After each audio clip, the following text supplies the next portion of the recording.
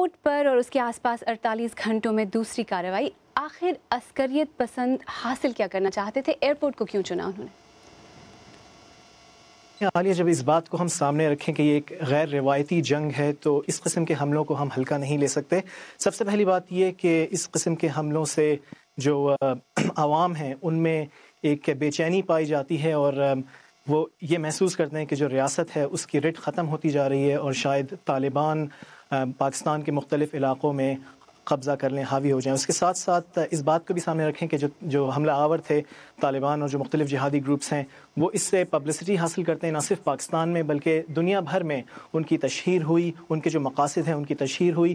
تیسری بات اس کو بھی سامنے رکھیں کہ اس قسم کے حملوں سے جہادی گروپوں کی جو نچلی سطح کے لوگ ہوتے ہیں ان کی حوصلہ افزائی ہوتی ہے. اس کے علاوہ جو زیادہ شدت پسند قسم کے عناصر ہیں اکثر وہ بھی شامل ہونا چاہتے ہیں جب وہ دیکھتے ہیں کہ ان کو کامیابی حاصل ہو رہی ہے.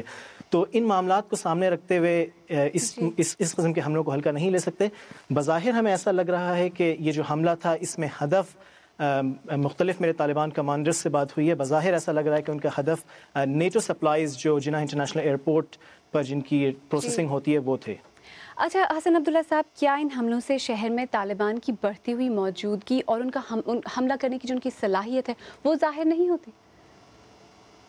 جی ہاں، بالکل وہ ظاہر ہوتی ہے. اور اس کے علاوہ اس بات کو بھی مد نظر رکھیں کہ اب تک جو طالبان اور مختلف جہادی گروپس ہیں وہ کراچی کو اور لاہور اور اس طرح کے شہروں کو اسٹریٹجک بیک یارڈ کے طور پہ دیکھتے رہے ہیں. یہاں پر ان کے سلیپر سیلز بہت سارے موجود ہیں. وہ یہاں پر اب تک کاروائیاں اتنی زیادہ اس لیے نہیں کرتے رہے کیونکہ یہاں سے ان کی فنڈ ریزنگ بہت زیادہ ہوتی ہے اور اس کے علاوہ یہ ایک لحاظ سے ان کی آرام گاہ آپ سمجھ لیں.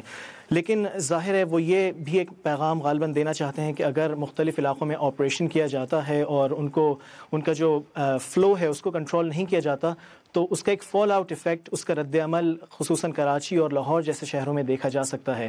تو بلا شبہ ان کی طاقت کا بھی اس سے اندازہ لگایا جا سکتا ہے اور ابھی وہ جو ان کے سلیپر سیلز جو منظر عام پر نہیں آئے شاید ان پر بھی ایک نظر ڈالنی پڑے گی. جی، کراچی سے حسن عبداللہ صاحب ہم سے بات کرنے کا بہت بہت شکریہ.